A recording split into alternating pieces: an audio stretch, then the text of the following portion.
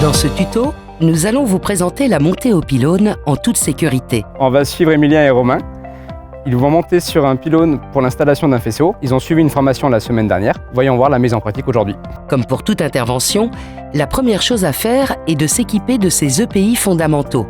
Chaussures de sécurité, lunettes, casque et paire de gants. Pour une montée au pylône, il est essentiel qu'au moins 2 personnes formées et équipées soient présentes sur site. N'oubliez pas, pour intervenir sur un pylône, comme Emilien et Romain, vous devez avoir votre autorisation de travail en hauteur. La montée au pylône ne s'improvise pas. Au fait, tu connais l'adresse du site? Bah non, pourquoi? Et on fait comment si on a un problème? Ok, je vais regarder sur SynchroTeam pour trouver les coordonnées GPS pour prévenir les squares s'il y a besoin. Avant de s'équiper pour la montée, chaque collaborateur doit procéder à la vérification visuelle de ses EPI dédiés à la hauteur. Alors le harnais, c'est ok. Les doubles croches, c'est ok. Non mais Romain, on n'a pas le temps de tout vérifier là. Ah si, c'est important, on monte pas sinon. Ok. Bon bah la longe, c'est ok. Et le zol, c'est ok. Romain a très bien réagi. Si l'un des deux ne se sent pas en sécurité pour réaliser son intervention, il doit prévenir sa hiérarchie et utiliser son droit de retrait.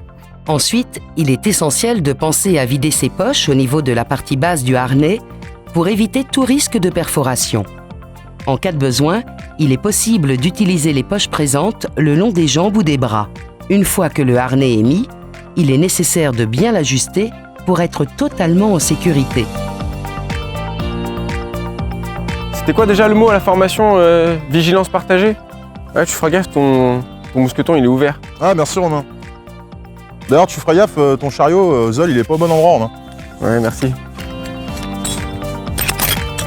Allez, c'est nickel. On va pouvoir attaquer la montée au pylône.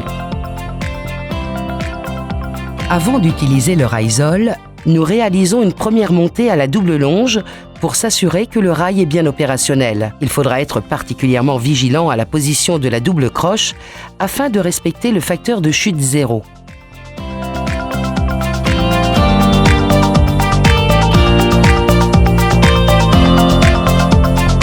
Ok, le rail zol est bon, tu peux monter. Ok, j'arrive. Une fois le rail ZOL vérifié, le deuxième collaborateur peut effectuer sa montée en l'utilisant. Attention, on ne suit jamais une personne sur un pylône. Romain a bien respecté les distances de sécurité qui sont au minimum d'un palier de repos d'écart. C'est en étant formé et bien équipé que la montée au pylône se réalise en toute sécurité.